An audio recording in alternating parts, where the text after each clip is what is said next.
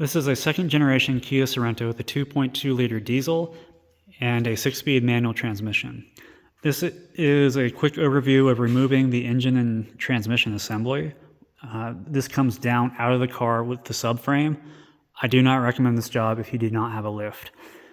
I set the engine down on a bench that I made. The exterior dimensions of it are 50 centimeters by 97 centimeters.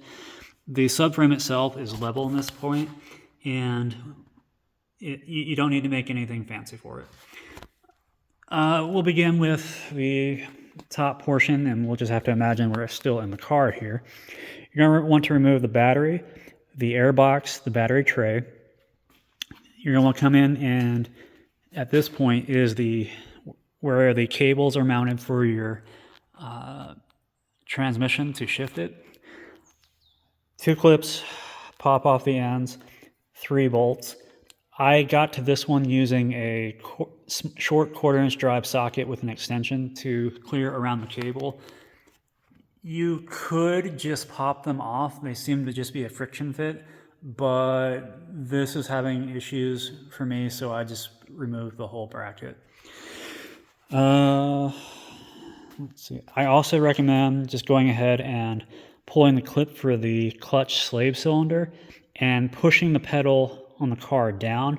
This will go ahead and pop it out for you, as well as shut off the flow of brake fluid so it's not continuously leaking it later on. Let's see. At this point, you're going to want to raise your car, and I recommend attacking the suspension first. You're going to end up taking off the brake calipers, the steering arms. I recommend removing the anti-roll link at the upper portion. You're going to want to take the axle nuts off. They're 32 millimeters. Drive the CB axles through. And you're going to want to remove the wheel speed sensor, hang that as well as the caliper. I believe some models are equipped with a suspension ride height sensor. Be on the lookout for that. Do the same on both sides. You are going to then raise the vehicle in the air, and we're going to work on the underside. Go ahead and remove the plastic undercover. And at this point, I would actually recommend going ahead and working on draining fluids. And this will save you time later on while you're working on the other stuff under here. The drain for the radiator is on the right side. That little white plastic piece, I couldn't see it or have access to it. And so I just ended up popping off the radiator right here. Radiator hose right there. For the power steering, it's hard to see up there, but here's one tube that you'll need to disconnect, and the other is a hydraulic line, a pressurized hydraulic line that fits right here. Undo all those in order to start draining, and this will save you time later on. Up there are the heater hoses. They're not easy to get to, and they end up holding about half a gallon or 2 liters of coolant in the engine or in the system when you try to take it off, and it just makes a mess, but there's not a whole lot you can do about that. At this point, you've got your fluids draining. Now you have time to work on disconnecting your drive line.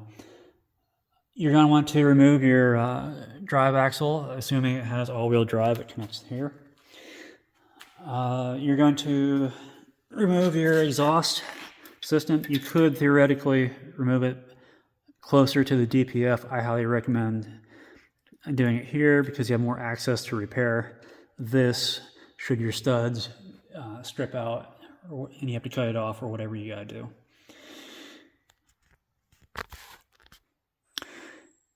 And while we're still under here, we're going to work on other things that we have access to while we're waiting on the drain to complete. You can pull your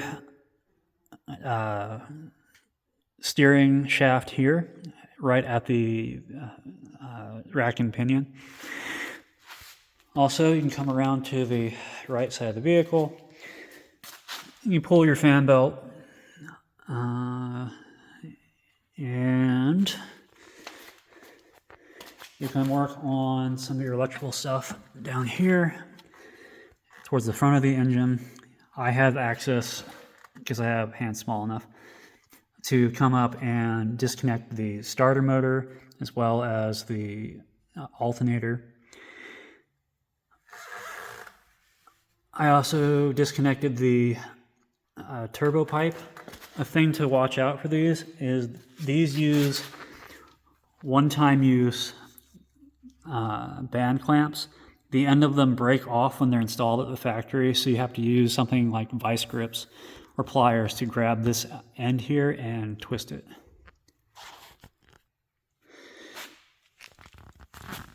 The other thing you're going to work on while you're down here, actually, I'm sorry, I got this out of order, is you're going to end up taking the bolts out for your air conditioning pump. Now, the pump itself sits here, and if the hoses come in down through here, and you can see it hanging up there. You don't have to disconnect the AC system or drain it, but you do have to watch out for later on, and I'll explain that as we get to the actual point of removing the engine. So let's talk about the upper side of this engine. At this point, we're assuming everything's drained. You can now lower the vehicle back down. From the top side, you're going to remove the screws for the reservoir for your power steering. In addition to the pump itself here, it's just 1, 2, maybe 3 if it's still installed bolts. And at this point, you're going to then remove all your cabling. I recommend removing it from the engine. Otherwise you have to fight with the car body harness, and it's just a nightmare. Instead, what you will do is go through and you're going to disconnect all your connectors. They all are accessible from the top. There's nothing special to it. There's a loom that runs right here. Just 2 bolts that hold that in place. Comes around to the side. There's another bolt here for a loom, as well as a nut right there. And the only thing that really gave me trouble was this one here. And I'm going to show you that clip that connector in a second for what you have to do to get that one loose. This is what that connector looks like. Just pull this yellow securing tab back, and if you see the little notches right there, you're actually going to press on this piece. It may not lift the bar up high enough, in which case I came in from the opposite end with a pick to lift it up. This one fought me. Everything else was okay. Okay, moving back to looking at the engine. So we've disconnected all your electrical. We disconnected our power steering pump. We swung that out to the side. We have a coolant hose here. And towards the back, we have our 2 heater hoses. I went ahead and removed this turbo pipe because it's going to be on the way for later on. This leaves us with our last connections, which should be an air line here and 1, 2, 3 fuel and evap related lines there. At this point, you're now ready to actually drop the engine out of the car. Everything should be disconnected. Double check. It's on you to make sure nothing's going to hit. And this brings us to our crucial point for dropping the engine. So when you remove the upper mounts, you need to have the engine supported because it will drop down and it will actually try to crush our air conditioning pump. What I did is I had the subframe resting on my stand, and I came in with a floor jack to hold the engine up. As you raise the car, you're going to do it a little bit at a time, and you're going to feed the pump out as you lift up. And you're going to do the same thing when you go back in, slowly come in, adjust it, make sure that it's moving correctly, that the engine's up and supported so that way it will actually fit in there. And another point about supporting the engine, if you don't support the engine, as you remove these engine mounts, it'll actually drop down and cock, and it is just a nightmare to try to remove it otherwise. So you really need to have the engine supported, or it will just make the job so much harder. At this point, you should be free and clear. When you go back in, you're fortunate in that you have guide pins. You're unfortunate that the bolts are very short. And there's not a whole lot of room to just, if it's not level, to be able to draw the subframe back in. That pretty much concludes everything. At this point, in order to remove the engine, have access to the clutch or torque converter, whatever else you have, you will have to then crane the engine off with a cherry picker, undoing all the bolts and removing it out of the way. Like I said, this is not a fun job. And the reason this one is actually here is for a stripped spline, for stripped splines on the differential carrier on the final drive of the transmission. This is a known issue on this particular, actually really a lot of Kias, the larger SUVs. These splines will strip out and they connect to our four-wheel drive transfer case here.